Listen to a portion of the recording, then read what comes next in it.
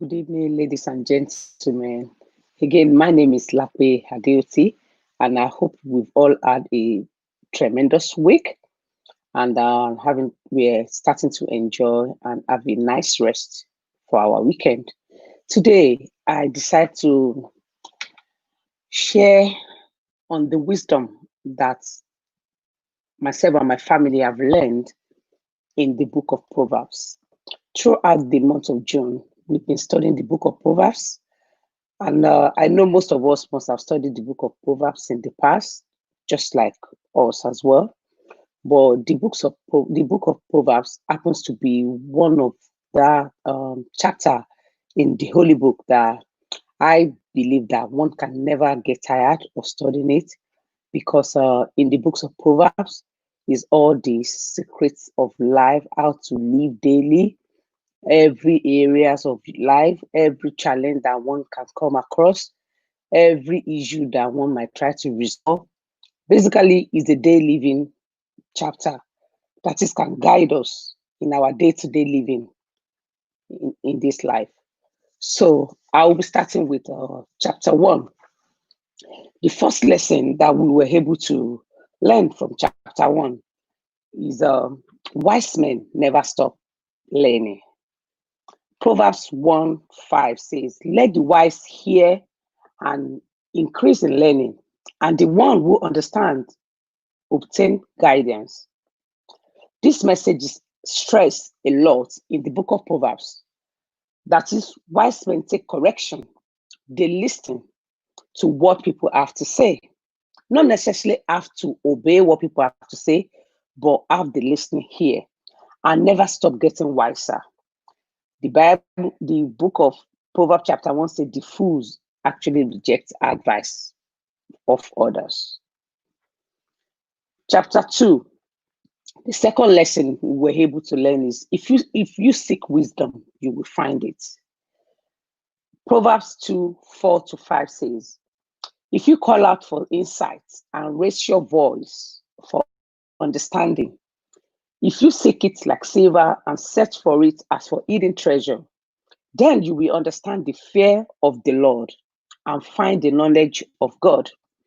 What we interpret that to mean is that you can't expect to be walking through life and eventually get a pile of wisdom dump on your head. You also can't expect to continually search for it and never find it. We've also read in another chapter of the book of the Holy Book that when we seek, we will find. When we knock, it will be open. Therefore, if you prioritize wisdom higher than wealth, the Bible promises that you will find it. Now, in the verse in the verse 3, sorry, chapter 3, what we learn there is stay humble. That is, we should be humble. God resists the proud, does not like arrogancy. So Proverbs 3:7 says, be not wise in your own eyes. Fear the Lord and turn away from evil. And what we interpret that to mean is if you are blessed with wisdom beyond your years, always stay in a humble mindset. The Bible is very clear that God resists the proud, but blesses a humble heart. In chapter 4, what we learned is wisdom will eventually reward you. And I love that. If you prioritize wisdom, it will reward you. So Proverbs 4:7-9 says, the beginning of wisdom is this: get wisdom, and whatever you get insights. Price her highly, and she will exalt you. She will honor you if you embrace her. She will place on your head a graceful garland. She will bestow on you a beautiful crown. And we interpret that to mean there will be some times in life that you will have to say no to wealth or material possessions in the name of wisdom. We remember Solomon, he did ask for wisdom. All the other things he got, because they are all byproduct of wisdom. However, if we seek wisdom above all else, you will eventually reap the reward. Now to chapter 5. We title what we learn as Stay Away from Temptation. Proverbs 5:8 says, keep your way far from her and do not go near the door of her house. This verse is actually speaking of the door of an adulteress, which is good advice in general. But really, this lesson is not just in case of adulteress, it can also be applied in all areas of our lives. If you're dieting, you don't keep junk foods lying around, make no provision for temptation. If you're trying to achieve an assignment or a work, you turn off your phone so that you get rid of all distractions. Now, chapter 6. What we learn is walk, walk, walk.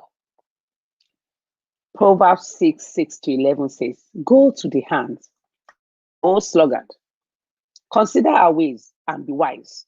Without having any chief officer or ruler, she prepares our bread in summer and gathers our food in harvest. How long will you lie there, O sluggard? When will you arise from your sleep? A little sleep here, a little slumber, a little folding of the hands to rest, and poverty will come upon you like a robber, and want like an armed man.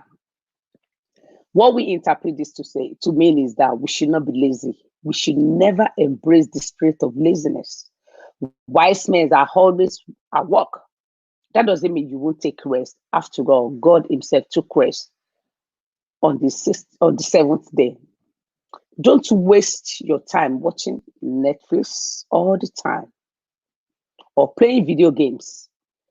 If you don't want to live your life in poverty, you must develop a strong work ethics. Be like the hands, precept upon precept. Once you keep forming the habits, you'll be amazed how easy it will become for you. Not necessarily easy as in what is easy for others, what is easy to do is also not easy to achieve. That is, you have to put in the extra effort. You have to put in the hard work. You have to be diligent at it. You have to be persistent. You have to be resilient to get it done. Now to chapter 7. We term that as don't let lust destroy you. Proverbs 7:25-27 says, let not your heart turn aside to her ways. Do not stray into her paths. For many a victim she has laid low, and all her slain are a mighty throng. Her house is the way to show, going down to the chambers of death. Now, what we interpret that to mean is that pornography, masturbation can seem harmless at first, but they're very dangerous and very destructive. Not only can they mess one up, but they can destroy one's relationship. So we should stay away from lust. It is a trap that will eventually be the death of one. So it's better to stay away. Now to chapter 8. Anybody can learn to be wise. And I love that. It does not matter where you are. You can begin to embrace it and begin to learn to be wise. Proverbs 8:4-5 says, to you, O men, I call, and my cry is to the children of man. O simple ones, learn prudence. O fools, learn sense. There's an adage for my people that borrow yourself sense. And we interpret that to mean that if you're immature or lack discipline, you don't have to spend the rest of your life living that way. Nobody is born with discipline. Nobody is born with confidence. Everybody learns the hearts. God knows that we are far from being matured or wise. But we keep asking Him for direction. We can keep asking Him for direction and for wisdom. And I know that He will continue to bless us. Because He said, if you quest for wisdom, He said He's given liberally that we should ask. So we can learn to be wise. Now to chapter 9. Listen to people when they correct you. Nobody is perfect. Nobody knows it all. It is only God that is perfect. Do not, Proverbs 9:8 says, do not reprove a scoffer, or he will hate you. Reprove a wise man, and he will love you. That is, wise people love correction. And we interpret that to mean that this one is hard to swallow. It is very important because sometimes our ego can come in when somebody's trying to correct us, but we must be discerning enough to know what areas that we are falling short. It can be hard to take correction from someone, especially when they are younger than us or lack experience. However, a wise man will stay humble and listen to what anyone has to say. At least you listen, and then you now weigh that whatever is what that person says is valuable to you or is not. But at least have that humbleness to listen. Now, chapter 10. Don't hold resentment or grudges. Proverbs 10:12 says, hatred stirs up strife, but love covers all sins. And we interpret that to mean if someone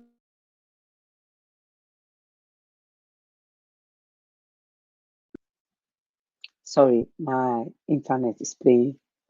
If someone has wronged you, but repented, do not dwell on what they did to you. Move on and give them another chance. You will reap the benefits. And I know that somebody might say, oh, if only you know. If you don't want to give another chance, but at least learn to forgive and do not hold that resentment. One of my mentors used to say that when you keep on holding resentment or grudges against somebody, it's like you drinking poison and expecting another person to die. Because for all you know, the person you're actually holding grudges or resentment on might not even remember what has happened or they have moved on. So why would you hold yourself in bondage? So you should learn to forgive and move on. I agree, it might not be easy to forget, but we can all choose to forgive and then move on. Chapter 11, the lesson is be honest.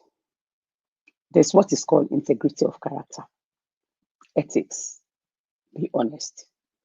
Proverbs 11:1 says, a false balance is an abomination to the Lord, but a just way is his delight. And we interpret that to mean that it can be tempting to be a little dishonest in order to gain a profit. If you value wisdom and integrity, however, your honesty will not go unnoticed. So do not lie just for the purpose of, don't even embrace the spirit of lying. No matter how tempted that if you think if you exaggerate this or if you do this, it can lead to you getting what you have desired. Don't. If it's yours, God will have a way of making it come back to you, getting to you. So, chapter 12, the rulers are the hard workers. Proverbs 12:24 says that the hand of the diligent will rule, while the slothful will be put to forced labor. If you keep failing at your startup, that is, let's say you're trying to establish a business or you're trying to establish a process or something you believe in, you have to keep on at it, especially if you believe it, if you know that that is the way you want to go.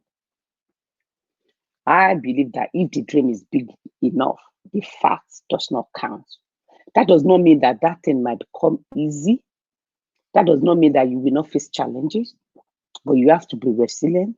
You have to be persistent and truly believe. And before you know, it will become your reality rather than give up. Now, chapter 13.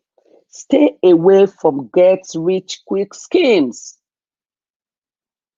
Proverbs 13:11 says, wealth gain hastily, we dwindle, but whoever gathers little by little will increase it. We interpret that to mean that we have to be patient. Everything is a process, and that is the way it is designed. Even if you are not bathing in gold, after a year of blood, sweat, tears, stick with it. Wealth will come little by little, precept upon precept, harden by harden. And then they grow exponentially. And this does not just apply to wealth. it also goes to relationships. It goes to skills building. It goes with habits, precept upon precept, effort upon effort. It will grow. You just need to be patient and be focused and carry, don't be distracted. You will see the results. Chapter 14, surround yourself with wise people. Proverbs 14:7 says, leave the presence of fools, for there you do not meet words of knowledge. I'm sure we have all heard about the power of association. Influence is very subtle. So we have to mind the people we associate with. We interpret that to mean that you will become like the people you hang around with. One of my mentors also said that the next 5 people that are the 5 people that are closest to you, you will be like an average of those 5, because you'll be like them, that people you spend your time with, you share your value with, you share the same goals, the same aspiration. So if you know that your friend is one who often make bad decisions, and you have tried to correct the friends to turn the way, then there's nothing hard in cutting off such relationship. You have to stick with people who challenge you, who encourage you to grow. Go where the expectation is high, so that you'll be more challenged and you can go that extra mile and truly fulfill. Now we're halfway through. We'll be talking about chapter 15 now. I do hope as you listen, you're getting something. Perhaps some of us are even writing. I hope it's going to be valuable to you guys. This is something you can, I'm sure some of you, as I've said in the beginning, you have read Proverbs several times, but I always believe that no matter how repetitive or how we have known something, there might be 1 or 2 things that it's coming to us in a different light, in a different way that we have perceived it before. So now chapter 15, speak softly and carry a big stick. And when we say that, we're not saying that carry a big stick to spank someone. No. Proverbs 15:1 says, a soft answer turns away wrath, but the harsh word stirs up anger. That is, we have to mind the way we speak. We have to mind the way we respond, because the tone of our response can either cool the situation or aggravate it. So we interpret that to mean that if you find yourself in a heated argument, do not respond by shouting. And I know that's not an easy thing to do, but we can begin to try and do it. Speak gently and sensibly, and you will both be more likely to reach a conclusion. Chapter 16. Wealth is not the aim of the game. Proverbs 16:8 says, better is a little with righteousness than great revenues with injustice. That means whatever it is you're trying to pursue, that you're trying to get, do not sell out. Do not sell out. Don't sell your soul in the pursuit of what you want. Remember, what's the name of this guy that betrayed Jesus? Do you remember is it Satan now? Yeah. He hung himself. He hung himself after getting the money. The money he didn't even make use of it, because he didn't see the extent of the damage he has done. He decided to return the money. He then hung himself. So righteousness, holistic, in getting whatever you want with clear conscience, that you do not sell out. Don't sell out your soul in pursuit of whatever you want. Judas Judas got the money, but he then hung himself. I know there's something telling me in my mind that no, it's not Satan. Yes, Judas got the money, but he then hung himself. Okay, so the Bible has a lot to say about money because it knows how important money is.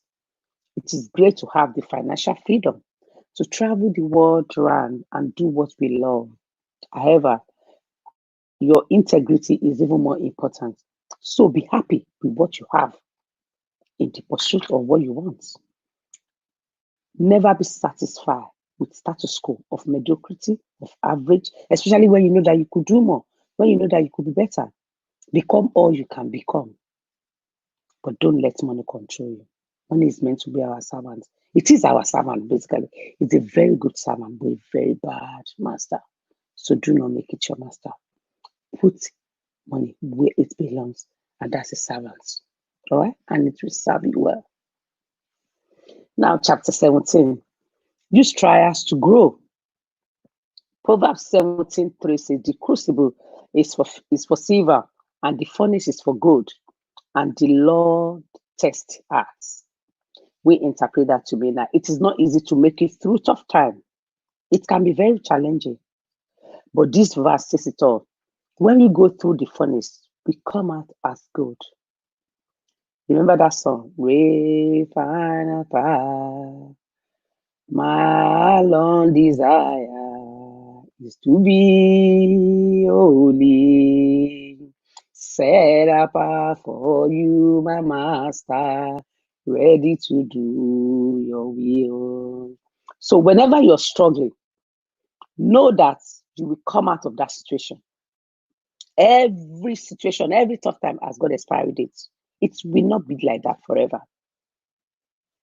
So when you do, as in when you do not give up, you will come out stronger than you were before you went in. Now, chapter 18, we have to be open-minded. We tell me, be open-minded. Proverbs 18:2 says that a fool takes no pleasure in understanding, but only in expressing his opinion. And we explain that to mean that understand that oftentimes you'll be wrong. Mm-hmm. Have the humility to let others change your mind and learn from your mistakes. As I've said in one of the chapter earlier on, nobody knows it all. Nobody is, there's no one that knows everything. We should embrace the heart of learning, become a lifelong learner, so that we have that open mind to learn new things, to read new books, get new information, because information is the fuel of every vision. What you don't know, you cannot take advantage of. You can only take advantage of what you know. But when you have the habit of, oh, I know that, oh, I know what, no, you have to be open-minded to learn. Chapter 19, the lesson is be slow to anger. Proverbs 19:11 says, good sense makes one slow to anger, and it is his glory to overlook an offense. Be slow to anger and overlook an offense. That is, we should be known for being even-tempered. Don't let little things throw us off guard, and always be willing to give someone a second chance. We've discussed this, but if you don't want to even give the person a second chance, at least you can cool temper. As my people say, cool temper. When you wrong someone else, you will also be forgiven. They will also be forgiven towards you. Because it won't just be people wronging you all the time. There will be a time that you will offend others as well. And as you forgive others, you will be forgiven. Now, chapter 20, take action. Proverbs 25 says that the purpose in a man's heart is like deep water, but a man of understanding will draw it out. The Bible says faith without work is dead. You can read all you know how to read. You can know something. You can have the knowledge about something. if you do not take action on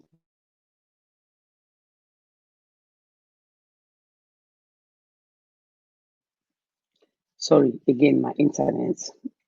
If you do not take action on what you know, then it's as if you don't know it because it's not going to benefit you. So everybody has big dreams sitting around on the inside of them.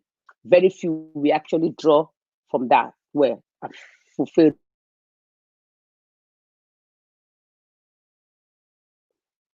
I'm really sorry about this internet. To draw it out and fulfill their purpose, that is, we take action on whatever dreams, vision that we have in our mind. We start from wherever we are. Now, chapter 21, don't settle for short-term pleasures. Proverbs 21:17 says that whoever loves pleasure will be a poor man. He who loves wine and oil will not be rich. That is, have a long plan goals. You can have short-term goals, that will lead you to long-term. We explained that to me that the reason that games are so popular is that of accomplishments with little effort. Be wary of things that reward you for little work. Don't give in to short-term temptations, but invest in the long term. Now, chapter 22. Your reputation is more important than your net worth. Proverbs 22:1 says that a good name is to be chosen rather than great riches, and favor is better than silver or gold. Remember, when we die,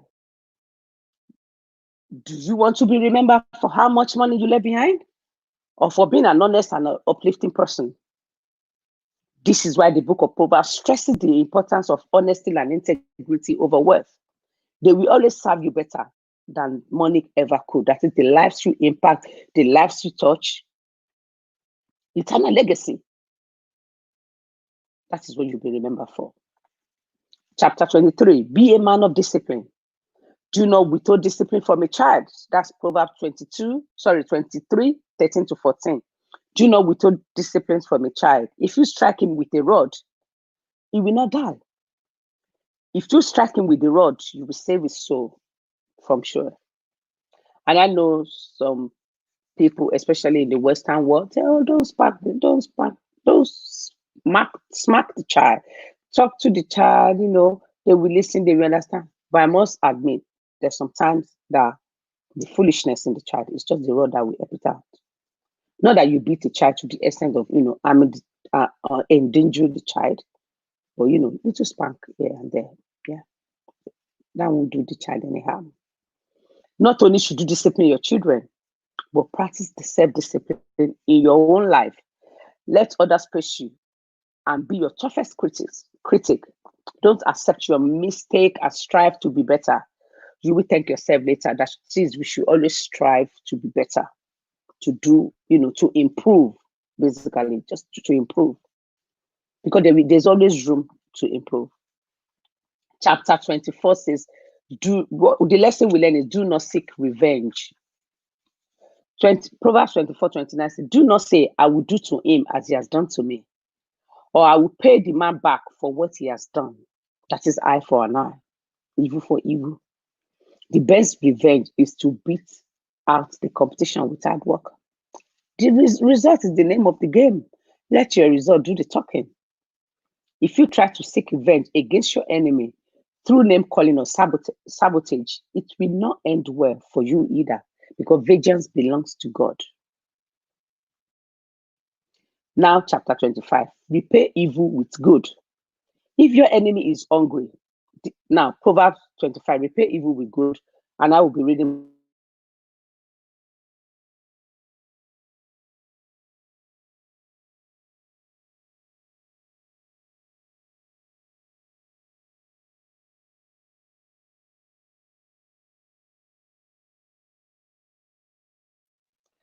Sorry about that. I don't know what's wrong with the internet today, but the devil is a liar. We will share the word of God and we will learn. We will share this wisdom and it will be profitable in our lives.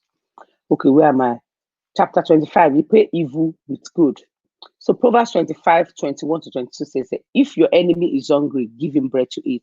And if he's thirsty, give him water to drink. For you will heap burning coals on his head, and the Lord will reward you for that. Imagine a scenario where your competitor publicly shames you. If you respond with kindness, you will be regarded as a hero.